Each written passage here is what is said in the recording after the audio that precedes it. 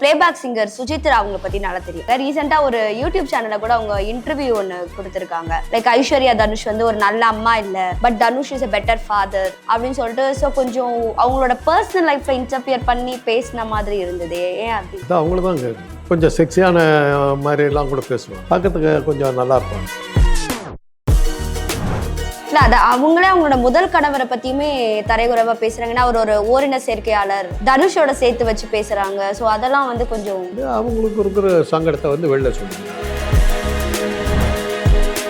ஆமா, சுசித்ரா, பெப்சி உமா, இவங்க எல்லாரும் பெப்சி உமாவெல்லாம் ஒரு ஐடல் இந்த காலத்து இளைஞர்களுக்கு. அவங்க கவரேஜ் கண்ணியம். இப்போ ஜிவி பிரகாஷும் சைந்தவி அவங்க ஆல்மோஸ்ட் 6 months வந்து பிரிஞ்சு இருந்தாங்க. அண்ட் இப்போ வந்து அஃபிஷியலாகவே வந்து அவர் டைவர்ஸ் கேஸ் ஃபைல் பண்ணிட்டாரு. அண்ட் ஜிவி வந்து அவரோட ட்விட்டர்லையும் வந்துட்டு இப்போ ஒரு போஸ்ட் போட்டிருக்காரு. மனமுறிவுக்கெல்லாம் இன்னைக்கு காரணமே கிடையாது. என்னுடைய குடும்பத்தில் நிறைய மனமுறிவு. கல்யாணம் 6 மாதத்துல விட்டு போனவங்க இருக்காங்க.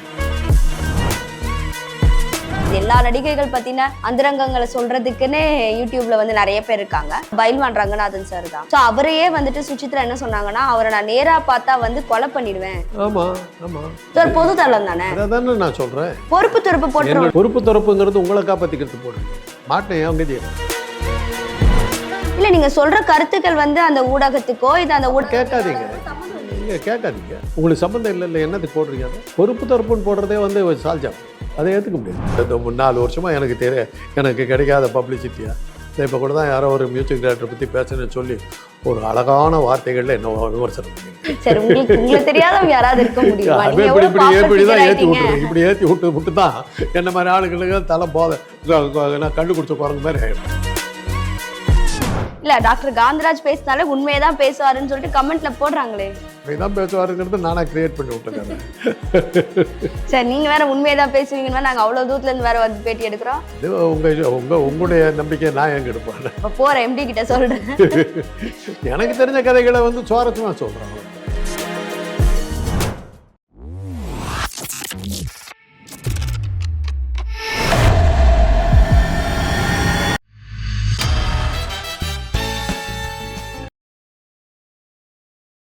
பிபிடி சினிமா நேயர்களுக்கு வணக்கம். இன்னைக்கு நம்ம நிகழ்ச்சியில சினிமா விமர்சகர் டாக்டர் காந்தராஜ் அவர்கள் இணைஞ்சிருக்காரு. வணக்கம் சார், எப்படி இருக்கீங்க சார்? ஆக்சுவலாக நீங்கள் தான் கரெக்டான ஆளுன்னு நிறைய கேள்வி உங்களுக்காக நான் லிஸ்ட்டு போட்டு கொண்டு வந்திருக்கேன் சார். அதாவது நீங்கள் சொன்ன மாதிரி இது வந்து நாட்டு மக்களுக்கு ரொம்ப தேவையான விஷயங்கள் இப்போது. அண்ட் பார்த்தீங்கன்னா உங்களுக்கு பிளேபேக் சிங்கர் சுஜித்ரா அவங்களை பற்றி நல்லா தெரியும். இல்லையா, அவங்க தொகுப்பாளினியாவும் இருந்திருக்காங்க, நிறைய பாடல்கள் பாடி காலத்துல வந்துகிட்டு இருந்தாங்க சார். அந்த காலத்துல என்னவோ 80s வந்த மாதிரி சொல்லுவாங்க. ஒரு 10 வருஷத்துக்கு தான். You are right. 80s அப்ப 80s இருந்து இருக்காங்க அவங்க. 80s வந்தவங்க தான். 80s அடிக்கடி வருவாங்க. நடுவுல அவங்க கொஞ்சம் காணாமலே போயிட்டாங்க இல்லையா சார்? ஆக்சுவலி சொன்னப்பறம் தான் அவங்க எல்லாம் இருக்காங்கங்கறத ஞாபகம் சார். ஆக்சுவலி இருக்காங்க அவங்க. ரீசெண்டா ஒரு யூடியூப் சேனல்ல கூட அவங்க இன்டர்வியூ ஒன்னு கொடுத்திருக்காங்க. அதுல வந்து ஓப்பன் அப்பா நிறைய ஸ்டேட்மெண்ட்டை வந்து மென்ஷன் பண்ணி பேசியிருக்காங்க. லைக் ஐஸ்வர்யா தனுஷ் வந்து ஒரு நல்ல அம்மா இல்லை, but Dhanush is a better father அப்படின்னு சொல்லிட்டு ஸோ கொஞ்சம் அவங்களோட பர்சனல் லைஃப்ல இன்டர்ஃபியர் பண்ணி பேசின மாதிரி இருந்தது. ஏன் அப்படி? அதான் அவங்கள தான் கேட்கணும். அவங்க அப்போவே வந்து சில விஷயமெல்லாம் பேசுவாங்க. கொஞ்சம் ஒரு மாதிரி கொஞ்சம் ரக்கடான டைப் தான். ஒரு மாதிரி ஒரு கொஞ்சம் செக்ஸியான மாதிரிலாம் கூட பேசுவாங்க. ஓகே, அந்த மாதிரிலாம் பேசுவாங்க. அவங்க பார்க்கறதுக்கு கொஞ்சம் நல்லா இருப்பாங்க. அந்த காலத்தில் வந்து ஒரு இது என்னென்னா, டிவி வந்த புதுசில் தூர்தர்ஷன் தான் இருந்தது. தூர்தர்ஷனில் வந்து செய்தி வாசிக்கிறவங்க ஒருத்தர் இருந்தாங்க. இன்றைக்கி அவங்க பாப்புலர். அவங்க நியூஸ் என்ன படித்தாங்கன்னு யாருமே பார்த்ததில்லை. அன்னைக்கு அவங்க என்ன புடவை கட்டியிருக்காங்க, அவங்க என்ன காதில் ஜிமிக்கி என்ன போட்டிருக்காங்கன்னு சொல்லிட்டு அந்த மாதிரி அவ்வளோ பாப்புலர் அவங்க. ஆக செய்திகளுக்கு மேலே அந்த தொகுப்பாளினிகள், இந்த இவங்க அனௌன்சர்ஸ், இவங்க தான் ரொம்ப பாப்புலராக இருந்தாங்க. அவங்களுக்காக பார்க்குற ஒரு கூட்டம் இருந்தது. அந்த பெண்ணுக்கு அந்த பெண்ணு அவங்க பேரை மறந்துடுவாங்க. இன்றைக்கும் அவங்க பாப்புலர். அவங்க தான் நியூஸில் பெருசாக வந்தாங்க. கணவர் பேரோட வரும் அவங்க பேர். அவங்க மூலமாக தான் நியூஸே பாப்புலராக இருந்தது. இந்த பெண்கள் வந்து நியூஸ் பார்த்ததே இதுக்கு தான். அந்த நியூஸ் ஆரம்பித்த உடனே விட்டுருவாங்க, முடிஞ்ச எந்திரிச்சு போயிடுவாங்க. வந்த உடனே உட்காந்து இவங்க அனௌன்ஸ் பண்ணுறவர்கள் பார்த்துட்டு பற்றியா இன்றைக்கி இந்த ட்ரெஸ்ஸு பற்றியா அதை பற்றி பேசி போயிடுவாங்க. அன்றைக்கி வந்து அணுகுண்டு போட்டு அமெரிக்கா அழிஞ்சு போயிட்டுருக்கோம், சந்திரமண்டலம் இடிஞ்சு கொட்டு போயிட்டுருக்கோம், அது பற்றியில் இவங்க ட்ரெஸ் பார்த்தியா அப்படின்னு போயிட்டுருப்பாங்க. அவ்வளோதான் நம்ம பெண்களோட இது. அந்த மாதிரி இருந்த அந்த மாதிரி டைமில் கொஞ்சம் நரசிம்மராவ் பீரியடில் ஸ்கை இஸ் ஓப்பன் அப்படின்னாங்க. ஸ்கை இஸ் ஓப்பன்னாக்கா யார் வேணாலும் சேனல் நடத்தலாம்னு சொல்லி தூர்தர்ஷன் மாத்திரமே இருந்ததுலேருந்து அதை ஓப்பன் பண்ணி விட்டாங்க. ஓப்பன் பண்ணி விட்ட பார்த்தா நிறைய சேட்டலைட் சேனல்ஸ் வந்தது. சேட்டலைட் சேனல்ஸ் வந்தபோது பிகம் ஒரு மாதிரி பெரிய பிரளயமே வந்த மாதிரி இருந்தது. அந்த நேரத்தில் வந்து ரொம்ப பிரபலமாக வந்ததில் சுசித்ரா ஒருத்தர். ஆமா, சுசித்ரா, பெப்சி உமா, இவங்க எல்லாரும். பெப்சி உமாவெல்லாம் ஒரு ஐடல். அதாவது அன்னைக்கு வந்து எங்களை போன்ற அந்த காலத்து இளைஞர்களுக்கு அவங்க கவரேஜ் கண்ணி. அவங்க சினிமா நடிகைகளை விட இவங்கெல்லாம் பாப்புலராக இருந்தாங்க. பெப்சி உமாவுடைய இதில் ஷோவில் வந்து நம்ம வர்றோன்னாவே நம்ம மரியாதையை வேறு. அவங்க ஒரு ஷோ நடத்துனாங்க. எனக்கு அவங்க பெப்சி உமாவை இதுக்கு வரதுக்கு முன்னாடி தெரியும், சேனலுக்கு வரதுக்கு முன்னாடி தெரியும். ஏன்னா லாய்ட்ஸ் காலனியில் அவங்க வீடு, அவங்க அப்பா எனக்கு ரொம்ப தெரிஞ்சவர். அது வந்து அப்போது நாங்கள் தான் உண்மையாக சொல்ல போனால் எங்களுடைய ஒரு நிகழ்ச்சியில் தான் அவங்க அறிமுகமே ஆனாங்க. ஒரு எய்ட்ஸ் சம்மந்தமான ஒரு நிகழ்ச்சியில் நாவலர் வந்து அமைச்சராக இருக்கிறார். அவர் தலைமையில் சவேரா ஹோட்டலில் ஒரு நிகழ்ச்சி. அதில் வந்து இவங்க தான் கம்பேர் பண்ணாங்க. அதுதான் அவங்களுடைய ஃபஸ்ட்டு நிகழ்ச்சி. அப்போ நாவலர் கேட்டார், என்னை கூப்பிட்டார், யார் அந்த பொண்ணு அவ்வளோ நாளாக பண்ணுச்சு அப்படின்னாரு. எங்கே பார்த்தீங்க அதை அப்படின்னாரு. அப்போ நான் சொன்னேன், சம்பத் நம்ம நண்பர் சம்பத் இருக்கார், அவர் லாய்ட்ஸ் காலனியில் இருக்கார், ஒரு வீட்டுக்கு எதிர் ஃப்ளாட்டு தான் அவங்க அப்பா எல்ஐசி ஆஃபீஸர் அப்படின்னு. அப்படியே சன் டிவிலெலாம் போட்டு எதாவது அறிமுகப்படுத்தாங்க. அதுக்கப்புறம் தான் அவங்க வந்து சன் டிவியில் வந்து கண் காணாத இடத்துக்கு போயிட்டாங்க. ஆனால் எங்களையெல்லாம் மறக்கலை. நல்லா இருந்தது.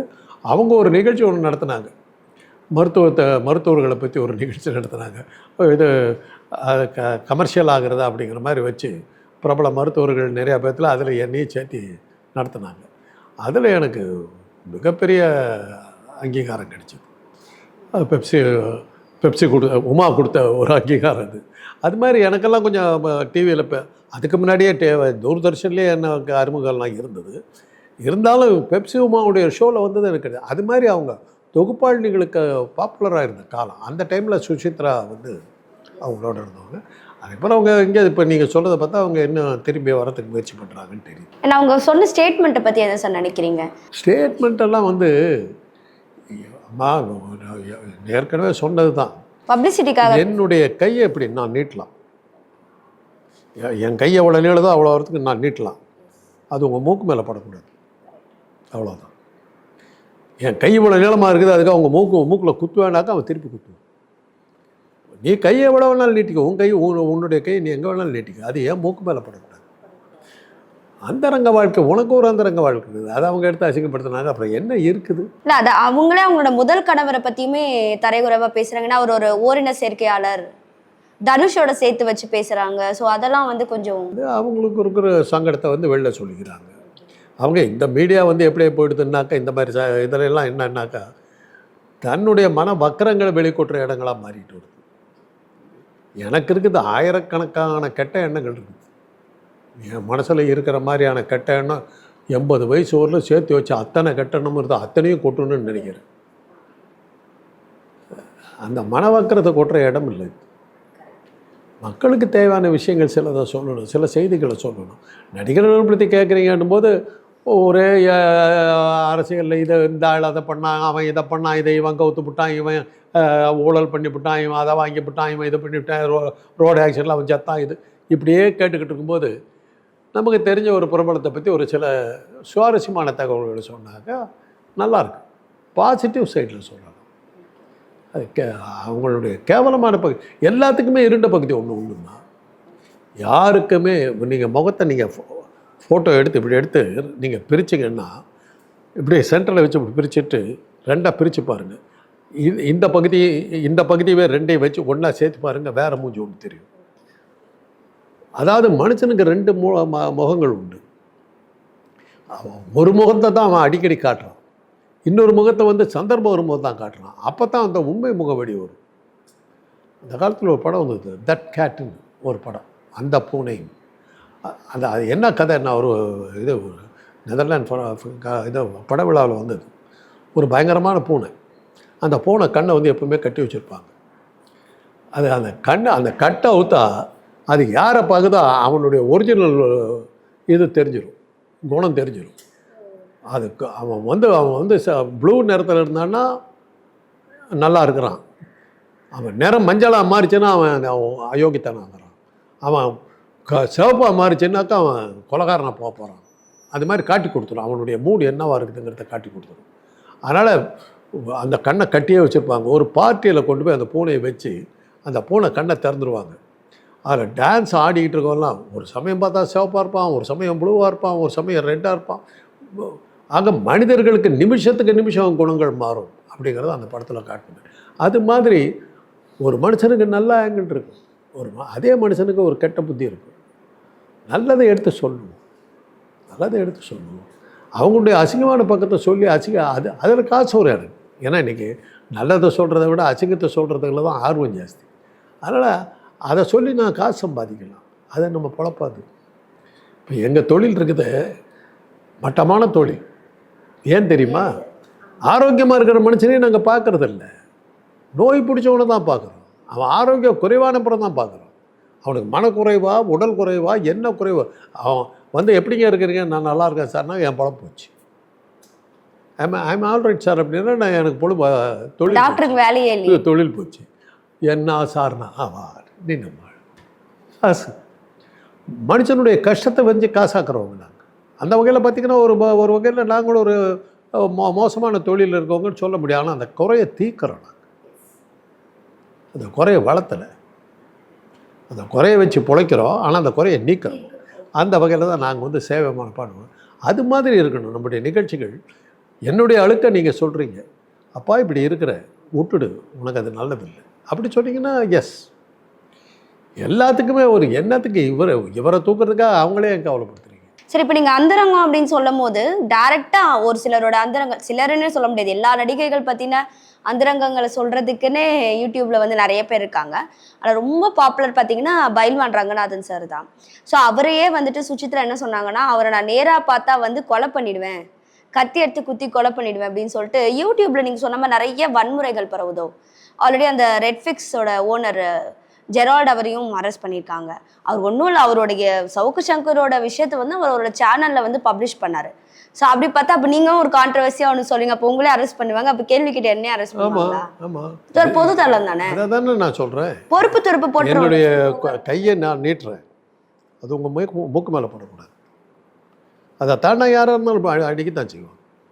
பொறுப்பு துறப்புங்கிறது உங்களை காப்பாற்றிக்கிறது போடுறீங்க, மாட்டேன் என் கதி என்ன? இல்லை, நீங்கள் சொல்கிற கருத்துக்கள் வந்து அந்த ஊடகத்துக்கோ இது அந்த கேட்காதீங்க, நீங்கள் கேட்காதீங்க. உங்களுக்கு சம்மந்தம் இல்லை என்னத்துக்கு போடுறீங்க? அதை பொறுப்பு தரப்புன்னு போடுறதே வந்து சால்ஜாப்பு, அதை ஏற்றுக்க முடியாது. அதனால தான் இன்றைக்கி வந்து அந்த ஓனர் உள்ள தள்ளிட்டாங்க. இப்படி சொல்லி நீ தப்பிச்சுக்குவா, அந்த ஆளை மாத்திரம் மாட்டி விட்றீங்க. இல்லை, அது வந்து அவர் வந்து ஒரு பொது கேள்வியாக தான் வச்சார். அவர் வந்து ஒரு குறிப்பிட்ட, அதாவது நீங்கள் ஒரு பெண் காவலரை பற்றி உள்ள தள்ள மாதிரி எனக்கு தெரியல. அந்த நிறுவனம் இருக்கிற பொருள் அவருக்கு பொறுப்பு இருக்கு. இல்லை, அவருமே அந்த ப்ரோக்ராமோட ஆங்கர் அவர் தான், கேள்வி கேட்டது அவர் தான், அந்த நிறுவனத்தோட சிஇஓவும் அவர் தான். ஸோ அந்த பொறுப்பு அப்பா சரின்னு தான் சொல்ல வரீங்க? சரின்னு சொல்ல முடியாது. அந்த மாதிரி ஒரு நிகழ்ச்சி நடந்ததுக்கு நீ காரணமாக இருந்திருக்கேங்கிறாங்க. இப்போ இந்த யூடியூப்ல கவர்மெண்ட் வந்து இப்போ இன்னைக்கு வந்து அவரை கைது பண்ணது வந்து அந்த நிகழ்ச்சி தப்பான நிகழ்ச்சிங்கிறதுனால தான் கைது பண்ணியிருக்காங்க. கைது பண்ணும்போது அந்த நிகழ்ச்சியை நடத்தணுங்களே தான் பிடிப்பாங்க. ரெக்கார்ட் டான்ஸ் இருக்குதுமா, உங்களுக்கு தெரியாது. ரெக்கார்ட் டான்ஸ் அந்த காலத்தில் எங்களுக்கு ரொம்ப பாப்புலர்.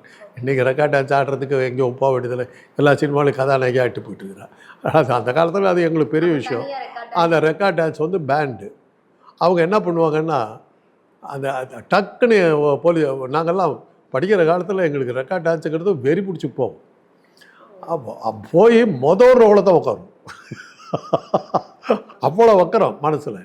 போய் உட்காந்த உடனே இந்த ஃபஸ்ட்டு டான்ஸர் வரும்போதே அப்படி ஆடிக்கிட்ட எஸ்ஐ அப்படின்னு போடும்.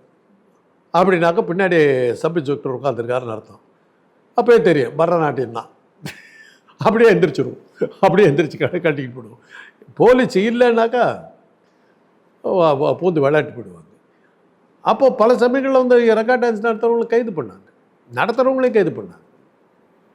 இப்போ எம்ஆர் ராதா நாடகம் வந்து ராமாயணத்தை வந்து பேன் பண்ணுன்னாங்க. ராதாவை கைது பண்ணது மாத்திரம் இல்லாமல் எழுதின திருவாரூர் தங்கராஜையும் கைது பண்ணாங்க, நடத்தின சபாக்களையும் கைது பண்ணாங்க. அதுதான் சட்டம், அதுதான் சட்டம். ஆனால் அது அவங்க எப்படி வெளியே வந்தாங்கங்கிறது வேறு விஷயம். அவங்க சிலதெல்லாம் ப்ரூவ் பண்ணாங்க, ஒன்றும் பண்ண முடியல. அப்போ நீ இதெல்லாம் பண்ணுறது தான் வால்மீகியும் கம்பெனியும் சேர்த்து தான் உள்ள தள்ளுனாங்க. ஜட்ஜு பேசாமல் போயிட்டார். அதான் சார், இது வந்து ஒரு பொதுத்தளம், மக்களுக்கான ஒரு என்டர்டெயின்மெண்ட்டா இருந்த யூடியூப் இப்போ அது கொஞ்சம் கொஞ்சமா மாறி இங்க சொன்ன மாதிரி மத்தவங்களுடைய வக்கர புத்தியால நிறைஞ்சிருச்சு. இப்போ அதுல வந்துட்டு என்ன பயனும் மக்களுக்கு இல்ல. இப்போ இந்த ஆனாலும் யூடியூப்ல வந்துட்டு இந்த மாதிரி வியூஸ் போகணும் அப்படின்றதுக்காக இந்த மாதிரி கான்ட்ரவர்சியா பேசுறவங்களும் வந்துட்டு தான் சார். இருக்கு. ஏமா பத்திரிகைகள்லாம் வந்துக்கிட்டு இருந்தது, குடும்ப பத்திரிகைகள் தான் பேர் எல்லாத்துக்குமே. அதில் என்னத்துக்கு கிசுகிசு வந்தது?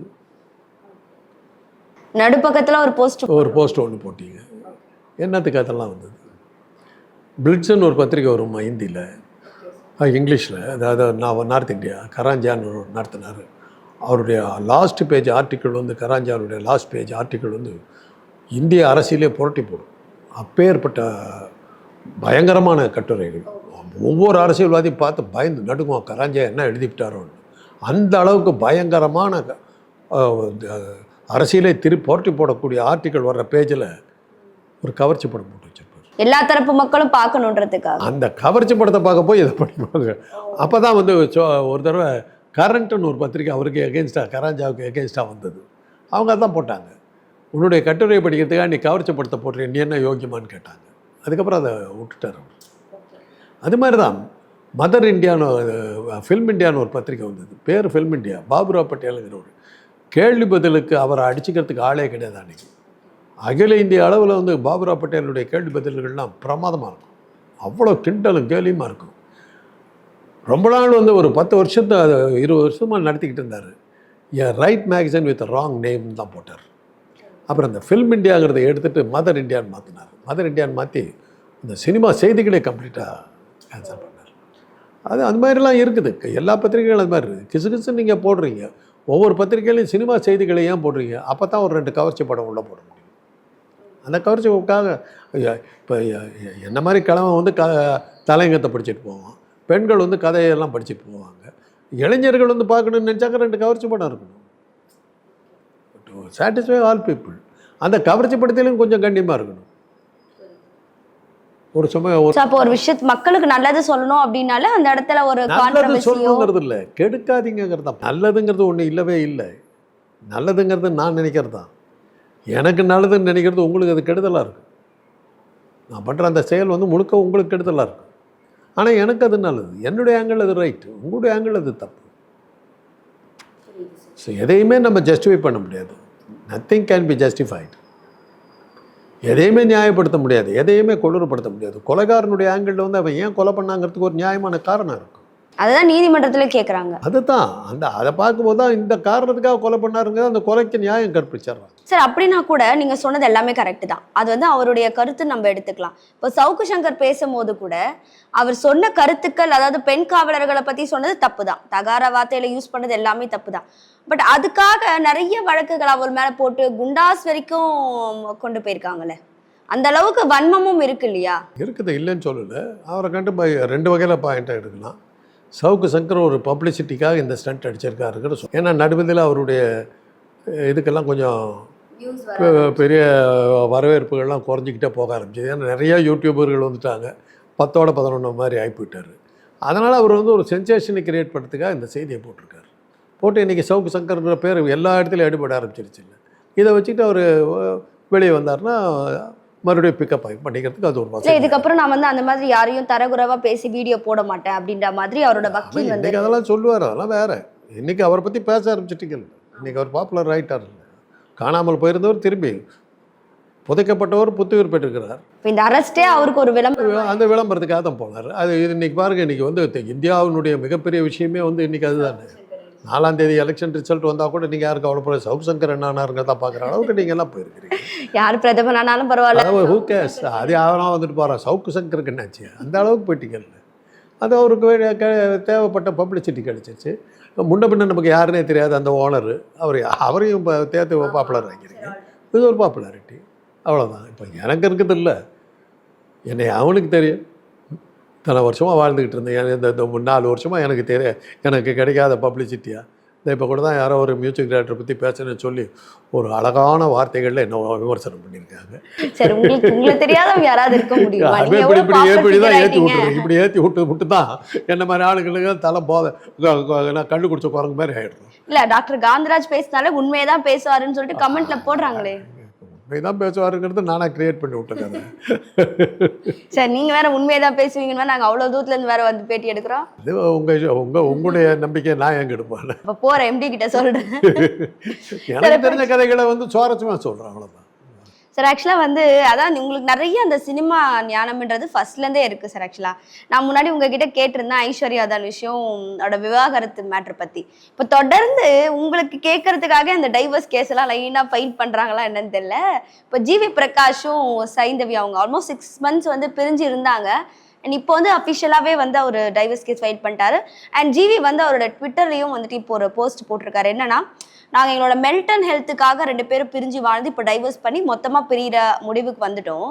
அதை வந்து தயவு செஞ்சு மீடியா ஃப்ரெண்ட்ஸும் சரி ஃபேன்ஸும் சரி கொச்சைப்படுத்த வேணாம், எங்களோட பர்சனல் எங்கள் பர்சனலாகவே இருக்கட்டும் அப்படின்ற மாதிரி ஒரு போஸ்ட் ஒன்று அவர் போட்டிருக்காரு. அது வந்து கரெக்டு தான், அது அவங்களோட பர்சனல். பட் ஒரு பொதுத்தளம் ஒரு செலிபிரிட்டினாலே அவங்கள பற்றி மேக்ஸிமம் பேச தான் செய்வாங்க. ஸோ அதுக்கு ஒன்றும் பண்ண முடியாது. 11 வருஷமாக வாழ்ந்திருக்காங்க. இப்போ சடனாக பிரிஞ்சிடணும் அப்படின்றது மனமுறிவுக்கெல்லாம் இன்னைக்கு காரணமே கிடையாது. என்னுடைய குடும்பத்தில் நிறைய மனமுறிவு இருக்கு.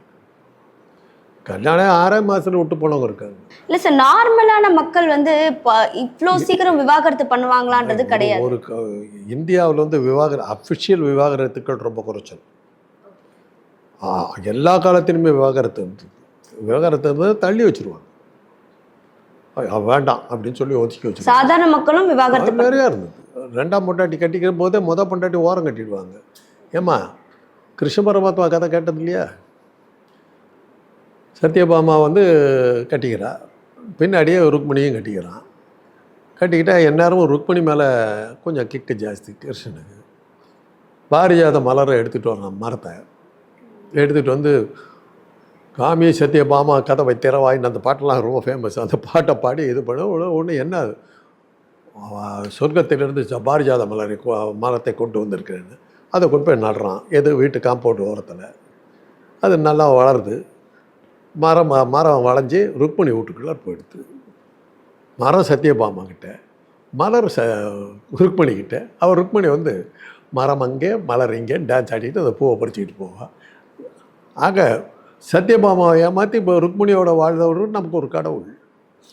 அப்படி இருக்கும்போது கடவுளே அப்படி இருக்கும்போது காந்தராஜ் எப்படி இருப்பான்?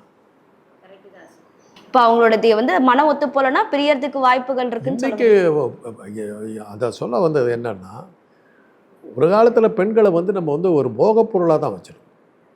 வீட்டுக்கு சமைக்கிறது, வீட்டை பார்த்துக்கிறது, குழந்தைகளை பார்த்துக்கிறது, பராமரிக்கிறது, இதுக்கு தான் பெண்கள். வீட்டை விட்டு காம்பவுண்ட் விட்டு வெளியே வர மாட்டாங்க. யாருமே வெளியே வர மாட்டாங்க. வெளியே வர்றதுங்கிறது பெரிய விஷயம். அந்த மாதிரி இருந்தது ஒரு காலம். எங்கள் ஊர்லெலாம் பார்த்திங்கன்னா சில பெரிய குடும்பத்து இவங்கெல்லாம் வந்து அவங்க காரில் படுதா போட்டிருப்பாங்க. ஸ்க்ரீன் போட்டு அந்த காரில் அவங்க பெண்கள் வர்றாங்கன்னு அர்த்தம். அவங்க வந்து சினிமாவுக்கு வந்தாங்கன்னா அந்த இதில் அவங்களுக்குன்னு தனியாக அந்த சீட்டை போட்டு உட்கார வச்சு அவங்க படம் பார்த்துட்டு அப்படியே போயிடுவாங்க. படம் முடியறதுக்கு முன்னாடி போயிடுவாங்க. அந்த அளவுக்கு பாதுகாப்பாக வச்சுருந்தாங்க. அப்படியெல்லாம் இருந்த காலம் இருந்தது. அதுக்கப்புறம் என்னாச்சுன்னா வேலைக்கு போனாங்க, படிக்க வச்சாங்க. படிக்க வச்சதுக்கப்புறம் பொருளாதார சுதந்திரம் வந்தது. பொருளாதார சுதந்திரம் வந்ததுக்கு பிறகு பெண்களுக்கு வந்து கணவன்ற வந்து கல்லானாலும் கணவன், பொல்லானாலும் புருஷன்ற காலமெல்லாம் மாறி போச்சு. பார், உன் படத்தை வச்சுக்கிட்டு நீ இரு, ஏன் படத்தை வச்சுக்கிட்டு நான் இருக்கிறேன். அமெரிக்கன் ஸ்டைல், வெஸ்டர்ன் ஸ்டைலுக்கு வந்துட்டோம். அங்கே அப்படி தான் அவங்க இருக்காங்க. அப்போ பெண்களை படிக்க வச்சு அவங்க பொருளாதார ரீதியாக பொருளாதார சுதந்திரம் கிடைத்ததனுடைய விளைவு மனமில்லை. மனம் வந்து ஒத்து போகலைன்னா கூட பட்ட கடைங்கிற மாதிரி ஒரு தீராத வியாதிங்கிற மாதிரி ஒரு புருஷனோட வாழ்ந்துக்கிட்டு இருந்தா பெண். இன்னைக்கு அப்படி இல்லை சார். அதுக்காக பெண்ணை வந்து மறுபடியும் வீட்டுக்குள்ளே பூட்டி வைக்க முடியாது. பூட்டி வைக்க முடியாது. அது பெண் சுதந்திரம். அதுதான் சொல்ல வரேன். ஆணுக்கு இருந்த திமிரு இன்னைக்கு பெண்களுக்கும் இருக்குது. அதை வந்து திமிருன்னு சொன்னீங்கன்னா அதே திமிர் பெண்களுக்கு வந்துருக்கு. வேண்டான்ட்டு விட்டு போகிறாங்க. இதில் பாதிக்கப்படுறது குழந்தைகள் தான். அது அந்த சிஸ்டம் வந்துக்கிட்டு இருக்குது. இன்றைக்கி அமெரிக்காவில் வந்து நீங்கள் உலகத்தில் எங்கேயுமே 2 பொண்டாட்டின்ற கதையே கிடையாது. தெரியுமா உங்களுக்கு? இங்கே தான் அஃபிஷியலாக 2 பொண்டாட்டி வச்சுக்கலாம், 3 பொண்டாட்டி வச்சுக்கலாம். அங்கெல்லாம் எப்படின்னாக்கா ஃப்ரீடம். நாங்கள் வேலை பார்த்துருக்கேன். ஏன்னா என்னுடைய டிபார்ட்மெண்ட்டே செக்ஸாலஜி டிபார்ட்மெண்ட். அந்த கேஸுகள் தான் நான் பார்ப்பேன். அதில் வர்ற கேஸே என்னன்னாக்கா, when did you have செக்ஸ்ன்னு கேட்போம். இந்த டிசீஸை பற்றி இது இருக்கிறது. when did you have sex அப்படின்னு ஆணுக்கிட்ட கேட்டோம்னா 3 days back sir. With your wife? you mean my wife? That's about 10 days back. It's with my I think with my second girl friend I had sex 3 days back. அவகிட்ட கேட்டா with my husband last month. My third boy friend I had sex yesterday. அந்த அளவுக்கு அங்கே easy. ஒரு லேபில் report வாங்குறதுக்கு போய் உட்காந்துருந்தேன். அந்த அவங்க வந்து சாயந்தரம் ஆகுங்கிற மாதிரி ஏதோ கொஞ்சம் லேட்டாகும் போல் இருந்தது. எனக்கு கொஞ்சம் வேலை இருந்தது. நான் வந்து அது வந்து அப்புறம் வந்து வாங்கிக்கிறேங்கிறதுக்காக நான் என்ன கேட்டேன், ஹவ் ஆர் யூ பிளேஸ் இந்த ஈவினிங்னு. ஐயோ நீ சாயந்தரம் பிஸியாக இருக்கியா, சாயந்தரம் நீ ஃப்ரீயாக இருந்தேன்னா நான் வந்து வாங்கிட்டு போகிறேன், அதாவது ரிப்போர்ட்டை வாங்கிட்டு போகிறதுக்காக நான் கேட்டது ஹவ் ஆர் யூ பிளேஸ்ட் இந்த ஈவினிங்னு. Oh no no I am already engage அப்படின்னா. What you mean? No no I am not free, another boy friend is coming, so I am sorry, some other day அப்படின்ச்சு. ஐயோ நான் அதுக்கு கேட்கலாமா, report வாங்குறதுக்கு வரேன். சச் ஈஸி, அவ்வளோ easy அங்கே. இதெல்லாம் ரொம்ப சுலபமான ஒரு விஷயம். அந்த சிஸ்டம் இன்னைக்கு இங்கே வந்துகிட்டு இருக்குது. லிவிங் டுகெதர் சிஸ்டம் இங்கே வருது, இங்கே வந்துகிட்டு இருக்குது. ஆல்மோஸ்ட் வந்துருச்சு. Almost it is there already. It is there. Metropolitan சிட்டிஸ்ல லைக் பெங்களூர் இந்த மாதிரி இடங்கள்லாம் கிராமங்கள் இதை விட மோசமாக இருந்ததும்மா. அதெல்லாம் சொன்னாக்க உதைக்கிறதுக்கு வருவாங்க. அதில் பல விஷயங்கள். வெளிநாட்டுக்காரர்கள் வந்து இந்த செக்ஸாலஜியில் நான் இருக்கிறதுனால world health organisation, world bank இவங்கெல்லாம் அந்த எக்ஸ்பர்ட்ஸ் எல்லாம் வரும்போது என்னடா இந்த உங்கள் ஊரே பொய் பேசுகிற ஊராக இருக்குது. நான் செக்ஸ் விஷயத்தில் உங்கள் மாதிரி ஏமாத்த பேர்களை நான் பார்த்ததே இல்லை. நீங்கள் ஜெயகாந்தன் எழுதின கதை ஒன்று படித்து பாருங்கள். சினிமாவுக்கு போன சித்தாளுன்னு ஒரு கதை எழுதியிருப்பார். பெண்களுடைய செக்ஸ் வக்கரத்தை பற்றி அதில் ஃபுல்லாக வரும். அதே மாதிரி சில நேரங்கள் சில மனிதர்கள் வந்து என்ன மாதிரி கிழவனுங்களுக்கு செக்ஸ் வக்கரத்தை பற்றி பிரமாதம் எழுதியிருப்பார். அதெல்லாம் தான் உண்மை. ஏ சப்ஜெக்ட் ஃபிலிம்ஸ் வந்து நிறைய தமிழ் சினிமாவில் வந்திருக்கு சார். அதெல்லாம் ஒரு அவேர்னஸாக தான் மக்கள் வந்து எடுத்துட்டு இருக்காங்க. ஆனால் இப்போ இந்த மாதிரி செலிப்ரிட்டிஸோட அந்தரங்கம் விஷயங்களும் சரி, இந்த மாதிரி விவாகரத்தோ இல்லை அவங்களுடைய பர்சனல் லைஃபோ அது வெளியில் வரும்போது அது ஒரு பெரிய பேசப்படுற பொருளாக வந்துட்டு இதுவாயிட்டு இருக்கு. அண்ட் நிறைய நடிகைகள் பார்த்தீங்கன்னா இன்னுமே திருமணம் செய்யாமலே கூட இருந்துட்டு இருக்காங்க. லைக் கோவை சரளா மேமா இருக்கட்டும், த்ரிஷாவாக இருக்கட்டும், அனுஷ்காவாக இருக்கட்டும், ரோஹிணி மேமா இருக்கட்டும், நிறைய பேர் வந்து திருமணம் பண்ணிக்கலாம். ஏன்னா இந்த மாதிரி தான் பிரச்சனை. திருமணம் பண்ணிக்கிட்டு நம்ம ஒருத்தருக்கு அடிமையாவோ இல்லை குடும்பம் சார்ந்து பிள்ளைகள் கணவர் இப்படி சொல்லிட்டு குடும்பம் சார்ந்து நம்ம இருந்துட்டா நம்ம ப்ரொஃபஷனல் லைஃப்பில் பாதிப்பு ஏற்படும் அப்படின்ற மாதிரியான விஷயங்கள் தான் அவங்கள வந்து ஸ்டாப் பண்ணுது. அதுதான் கோவை சரளா மேமும் ஒரு இன்டர்வியூவில் இப்போ ரீசெண்டாக சொல்லியிருக்காங்க. நான் என் ஃபேமிலியோட நல்லா இருக்கேன், என்னோட அப்பா அம்மா என்னோட சகோதரிகள் கூட நல்லா இருக்கேன், எனக்கு ஏன் திருமணம், எனக்கு ஏன் குழந்தைகள், நான் நல்லா தானே இருக்கேன் அப்படின்னு. ஆனால் ஒரு பாயிண்ட் ஆஃப் டைமில் அவங்களுக்கு தோணும் இல்லையா, தன்னுடைய பிள்ளைகள் இருந்தால் நமக்கு இதை செஞ்சுருப்பாங்களே அப்படின்னு சொல்லிட்டு. அது எல்லாத்துக்கும் கடைசி காலத்தில் வரும். இந்த ஆட்டமெல்லாம் இளமையில் போடுற ஆட்டங்கள்.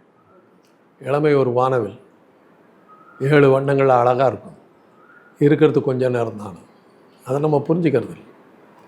அது நம்ம இந்த வயசில் நம்ம சொன்னால் கேட்கவும் மாட்டாங்க. இல்லை வயசாயிடுச்சு இதுக்கப்புறம். இப்போ நான் இப்போ போய் உனக்காக உபதேசம் பண்ண, நீ வயசில் ஆட்டம் போடலையா, இவ்வளோதான் கேள்வி. பதிலுக்கு இதுக்கெல்லாம் பதில் கிடையாது. நடிகைகளுக்கு இருக்கிற பிரச்சனையே என்னன்னா, நடிகனுக்கு பிரச்சனை வேறு, நடிகைக்கு பிரச்சனை வேறு. அவளை நம்பி குடும்பம் இருக்கும். அவளுக்கு கல்யாணம் ஆகலைங்கிறதுனால தான் ஒவ்வொரு ஆம்பளையும் அவளை பார்க்குறோம். அதுதான் முக்கியம். நீங்கள் இப்போ நாங்கள்லாம் சினிமா பார்க்குறோம்னாக்கா, இளமை வயசில் காதல் சீன் வருது, அந்த பாட்டு பாடுறாங்கன்னாக்கா கதாநாயகன் போயிடுவான். அந்த இடத்துல நான் தான் இருப்பேன். நான் தான் அவளோட பாட்டு பாடிக்கிட்டு ஆடுறது. எங்கேருந்தோ ஆசைகள், என்னென்னவோ ஓசைகள் அப்படின்னும் போது எம்ஜிஆர் பாடிக்கிட்டு இருப்பார். எம்ஜிஆர் தட்டு நான் போயிடுவேன், ஜெயலலிதா பிடிச்சி ஆட்டிட்டு. அதுதான் ஃபேண்டசி, தட் இஸ் ஃபிலிம். அதுக்காக தான் அவள் ஹீரோயின், அதுக்காக தான் அவள் ஸ்டார். அவளுக்கு கல்யாணம் ஆகிடுச்சுன்னொன்னே ஐயோ இவளை தள்ளி விட்டு பார்த்தா அவள் புருஷன் வந்து ஒம்புக்கு வருவானே, அன்றைக்கே காலியாவா. என் கனவு கண்ணியில் இருந்து அவள் கனவு வெறும் கன்னியாக போயிடுறா, என் கனவுலேருந்து வெளியே போயிடுறா, முடிஞ்சு போச்சு. Heroine status is gone, finished. அதனால தான் அவங்க கல்யாணமே பண்ணிக்கிட்டா கூட குழந்தை பெற்றுக்க மாட்டாங்க. குழந்தை பெற்றுக்கிறதுக்காக ஒரு 6 மாதம் ஃபீல்ட் அவுட்டு போனோம்னா திருப்பி வர முடியாது. இந்த காரணங்களால தான் அவங்களுடைய அந்த சொந்த வாழ்க்கை அநியாயமாக பல பெண்களுக்கு போனதுக்கு காரணம் அதுதான். சார் இப்போ நான் ப்ரெக்னெண்ட்டாக இருக்கேன் சார், ஒரு 3 மாதம் கழிச்சு அப்படின்னாக்கா முடிஞ்சு போச்சு. அதனால தான் நிறைய ஹீரோயின்ஸ் வந்து வாடகை தாய் மூலமா குழந்தை பெற்றுக்கிறாங்களோ? இன்னைக்கு அதெல்லாம் நிறைய வசதி வந்துருக்கு. வசதி வந்துருச்சு சார். இப்போ வசதிகள் வந்துருச்சு. பட் முன்னாடி அந்த காலத்துல அந்த அளவுக்கு வசதிகள்லாம் இல்லை இல்லையா? உதாரணத்துக்கு சொன்ன ஒரு பிரபல பின்னணி பாடகி ரொம்ப வருஷம் குழந்தை பெற்றுக்காம இருந்தாங்க. யாரோ ஒன்று வச்சுக்கோங்க. அப்போ ரொம்ப வருஷமா அதே மாதிரி ஒரு பிரபல கதாநாயகி கடைசியாக ஒரு படத்தில் இது பண்ணும்போது ப்ரெக்னென்ட் ஆகி குழந்தை பெற்றுக்கணும்னு அவங்க கட்டாயம் இது பெற்றுக்கிட்டதுக்கு பிறகு வந்தாங்க, திரும்பி வந்தாங்க, மறுபடியும் ப்ரெக்னென்ட் ஆனாங்க. மறுபடியும் ப்ரெக்னென்ட் ஆனதுக்கப்புறம் அவங்களுடைய வாழ்க்கையே. பட் ஆனால் இப்போ தமிழில் தான் சார் இந்த மாதிரி. பாலிவுட்ல எடுத்துக்கிட்டிங்கன்னா குழந்தை பெற்றதுக்கு அப்புறமா அவங்க வந்து அதே புத்துணர்ச்சியோட ஹீரோயினாக நடிச்சிட்டு தான் இருக்காங்க. அங்கம்மா Richard Burton, Elizabeth Taylor. Okay. கடைசியாக அவங்க 2 பேரும் வாழ்ந்தது தான். ரிச்சர்ட் பர்டன் வந்து ஒரு பெரிய ஸ்டார். எலிசபெத் டெய்லருடைய 6வது கணவர். ஒப்பா. அதுக்கு முன்னாடி எட்டி ஃபிஷர்னு ஒருத்தர் கல்யாணம் பண்ணிட்டாங்க. ஓகே. எட்டி ஃபிஷர் வாஸ் அ சிங்கர், பாடகர். அந்த எட்டி ஃபிஷரை மனைவி வந்து டெப்பி ரீனால்ஸுங்கிற ஒரு ஹீரோயின், ஒரு அழகான ஹீரோயின். ரொம்ப சிங்கன் இந்த ரெயின் இந்த மாதிரி படங்கள்ல எல்லாம், அன்சிங்கபிள் மாலி பிரவுன் இந்த மாதிரி படங்கள்ல எல்லாம் அற்புதமாக ஆக்ட் பண்ண ஒரு டான்ஸர் கம் சிங்கர். ஓகே. அவ்வளோ அழகாக இருப்பாங்க. அவங்க 2 பேரும் லவ் பண்ணி கல்யாணம் பண்ணிட்டாங்க. அந்த கல்யாணத்தை உடைச்சி டைவர்ஸ் பண்ணி அந்த எட்டி ஃபிஷரை இந்த எலிசபெத் டெய்லர் கட்டிச்சு. அந்த அன்னைக்கு வந்து அமெரிக்காவே வந்து எலிசபெத் டெய்லர் ஒரு வில்லி மாதிரி காட்டினாங்க. ரிச்சர்ட் பர்டனை கட்டிக்கிட்டாங்க. கண்ணாபின்னா அப்போ என்ன ஆச்சுன்னாக்கா, அந்த பாப்பராசின்னு சொல்லுவாங்க. பாப்பராசின்னா என்னன்னாக்கா, எங்கேயோ ஒளிஞ்சு மறைஞ்சிருந்து அந்தரங்க வாழ்க்கையெல்லாம் ஃபோட்டோ எடுத்து கேமரா விடுறது. அந்த பாப்பராசி ரகளையினால தான் இங்கிலாந்து ராணியா இது டயானா செத்து போனது அந்த பாப்பராசி குடும்பங்களால தான் செத்து போனாங்க. அப்படி இவங்க 2 பேரும் ஒரு தீவில் போய் 2 பேரும் தனியாக இருக்கிறாங்க. அந்த தீவை எங்கே இருக்கிறது கண்டுபிடிச்சி அங்கே போய் அவங்க 2 பேரும் அந்தரங்கமாக இருக்கிற ஃபோட்டோவெல்லாம் எடுத்து போட்டாங்க. அந்த அளவுக்கு அவங்கள ரகலை பண்ணாங்க. ரிச்சர்ட் பர்டன் வந்து 58 வயசில் எடுத்து போனாங்க. இதெல்லாம் வந்து ஹாலிவுட்லேயும் இதெல்லாம் உண்டு. ஒரு படம் ஒன்று வந்ததுமா, ஒரு பத்திரிக்கையினுடைய எடிட்டர், அந்த எடிட்டர் வந்து கொஞ்சம் ஒரு மாதிரி மஞ்சள் பத்திரிக்கை மாதிரி நடத்துகிறவன். அந்த பத்திரிக்கை எடிட்டர் வந்து ஒரு நாடக நடிகை பற்றி எழுத சொல்லி தன்னுடைய இவங்கிட்ட கோஆத்தர்கிட்ட உதவி ஆசிரியர்கிட்ட சொல்லுவான். அவளை பற்றி பூரா டீட்டெயில். இவன் பின்னாடியே போய் அவளை பின்னாடி சுற்றுன்னு சுற்றி எல்லாம் கண்டுபிடிச்சி அவருடைய அந்தரங்க வாழ்க்கையெல்லாம் பிக்சரைஸ் பண்ணிகிட்டே வருவான். ரொம்ப நெருக்கமாக போனதுக்கு பிறகு ஒரு நாள் கூப்பிடுவாங்க, உனக்கு வேணுங்கிற கதையெல்லாம் கிடைச்சிருச்சாம். அப்படியே முழிப்பான். நீ எதுக்கு வந்தேன்னு தெரியும் எனக்கு, நீ என்னை பற்றி எழுதுறதுக்கு தான் வந்தேன், தெரிஞ்சு தான் நான் பேசாமல் இருந்தேன். ஏன் அப்பயே நீ என்னை இது பண்ணிடலாமே, உன்னை அமிச்சவன் யார் தெரியுமா, இந்த பத்திரிகையோட எடிட்டரு. அவன் யார் தெரியுமா, யார், என் சொந்த பிரதர். பத்திரிக்கை வைக்கணுங்கிறதுக்காக அவன் இந்த மாதிரி சென்சேஷனுக்காக என் பின்னாடி. பிரபலமான நாவல், பிரபலமான படம். டோனி கர்டிஸும் இன்னொரு ஹீரோவாக யாரோ நடிப்பாங்க. டோனி கர்டிஸ் தான் ரிப்போர்ட்டராக வருவார். இந்த மாதிரி சென்சேஷனுக்காக பத்திரிகைகளை நடத்துவாங்க. இது எல்லா இடத்துலையுமே உண்டு. ஸோ இந்த நடிகைகளுடைய வாழ்க்கையில் பார்த்திங்கன்னாக்கா, ஹாலிவுட்டாக இருக்கட்டும், இதாக இருக்கட்டும், இப்போ தேவானந்த் சுரையா 2 பேர். தேவானந்த் எங்கள் காலத்தில் ஒரு ஆணுக்கு இலக்கணமாக இருக்கக்கூடிய ஒரு அழகான முகத்தை கொண்ட ஒரு ஆண் அப்படின்னாக்கா தேவானந்த். இந்திய பட உலகத்தையே வெறும் மூஞ்சி தான், நடிப்பு கிடிப்பு எதுவுமே லாய்க்கில்லை ஆசாமி. பட் ஸ்டைல் ஆஃப் ஆக்டிங் எல்லாமே பிரமாதமாக இருக்கும். அவரும் சுரையாங்கிற ஒரு நடிகையும் இதாக இருந்தாங்க. சுரையா இஸ் அ முஸ்லீம். 2 பேரும் கல்யாணம் பண்ணிக்க போகிறாங்கன்னு நினைக்கிறாங்க. கல்யாணம் நாளைக்கு நடக்க போகுதாண்ட ஒரு இதில் நடக்க போகுது. தேவானந்த் கல்யாணத்துக்கு ஏற்பாடு பண்ணி செட்டிங்கில் உட்காந்துருக்கார். வருவாங்கன்னு பார்க்குறாரு. 12 ஆச்சு, 1 மணி ஆச்சு, வரல ராத்திரி. அந்த கோபத்தில் அந்த படத்தில் அப்போ கூட நடிச்சுக்கிட்டு இருந்தோம் கல்பனா கார்த்திக்னு ஒரு நடிகை நடிச்சுக்கிட்டு இருந்தாங்க. கல்பனா கார்த்திகை கேட்டார், என்னை கல்யாணம் பண்ணியது ஒரு சிஸ்டர் இருக்குதான். எஸ், அந்த ஸ்பாட்டே பண்ணிக்கிட்டான். அதுக்கப்புறம் அந்த பொண்ணு 2 நாள் கழித்து வந்தது. அவங்க அம்மா உள்ளே வச்சு பூட்டிட்டாங்க. ஓ, அந்த ஹீரோயினோட அம்மாவே? சுரையாவுடைய அம்மா. ஏன்னா நீ முஸ்லீம், அவன் இந்து. ஓ, பெரிய இதெல்லாம் அந்த காலத்தில் நடந்த கதைகள். அந்த காலத்தில் நடந்த கதைகள். ஸோ எல்லா காலத்துலேயுமே உண்டு, எல்லா காலத்துலேயுமே உண்டு. அது மாதிரி பத்மினி சொன்னாங்க,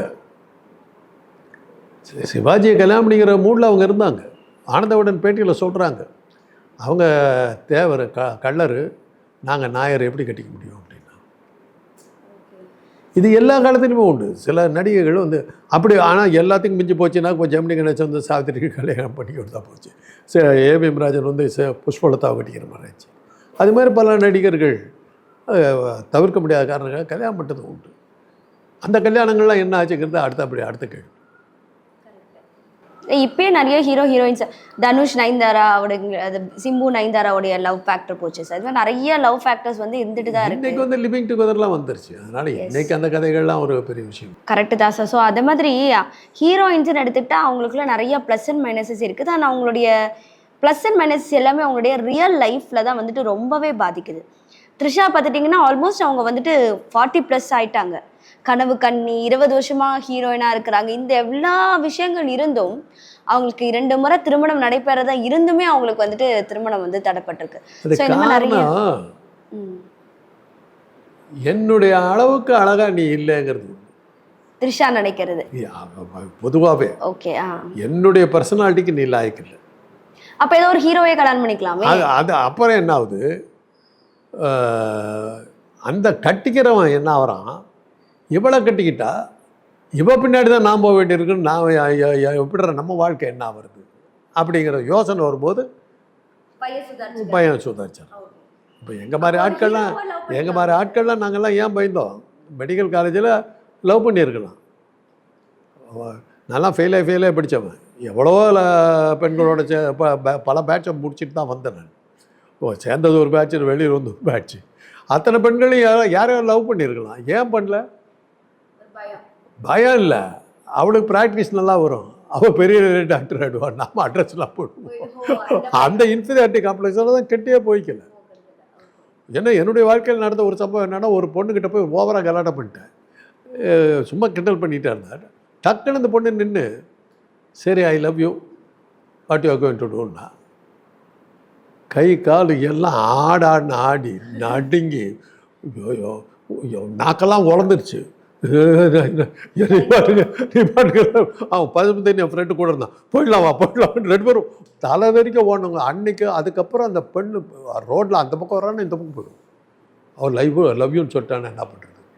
ஃபார் த சிம்பிள் ரீசன், நல்லா பிடிக்கிற பொண்ணு, அழகாக தன்னை விட முன்னாடி வந்துருவாங்களோ, அழகாக வேறு இருப்பான். நான் அவளோட போனானுங்க அத்தனை பேர் அவளை சைட்டு அடிச்சுட்டு வா. நான் அவளை பாதுகாத்துக்கிறதுக்கு தான் எனக்கு நேரம் தெரியாது. நமக்கு அது நம்ம குணத்துக்கு அது சரிப்பட்டு வராது, வேண்டாம். எங்கள் அம்மா வந்து டாக்டரை கட்டிக்க அப்படின்னு சில பெண்கள்லாம் சொன்னாங்க. No doctor in my life, I want my wife to be my wife, அவ்வளோதான். படிச்சிருக்கட்டும், அதை பற்றி இல்லை. கரியர் உமன் எனக்கு வேண்டாம். நான் சம்பாதிக்கிற ஒரே ரூபாயாக இருந்தாலும் அந்த ₹1 வாழ்கிறேன்ற சொல்லி யார் என்கிட்ட வர்றாளோ அவளை கல்யாணம் பண்ணி. Super sir. ஆக்சுவலி இந்த மாதிரி ஃபிலாசபி வந்து இப்போ நிறைய பேரோட மென்டாலிட்டியாகவே மாறிட்டு இருக்கு. அண்ட் நீங்கள் சொல்ல போனால் உண்மை அதுதான். ஹீரோயின்ஸை வந்து கல்யாணம் பண்ணிக்காத காரணம் இதுவாக இருக்கலாம். ஆனால் நிறைய ஹீரோயின்ஸுக்கு கல்யாணம் ஆகுது, பிஸ்னஸ் மேனெல்லாம் கல்யாணம் பண்ணிக்கிறாங்க. அது காம்ப்ரமைஸ். எனக்கும் ஃபீல்டு உழுதுகிட்டு இருக்குது, அவளுக்கும் உழுதுகிட்டு இருக்குது. 2 பேரும் ஒரு வேளை சேர்ந்தவங்க நிற்கலாம். சார், இன்னைக்கு நம்ம நிகழ்ச்சியில் கலந்துக்கிட்டு நிறைய விஷயங்களை மக்களுக்காக பகிர்ந்துக்கிட்டீங்க. நன்றி சார்.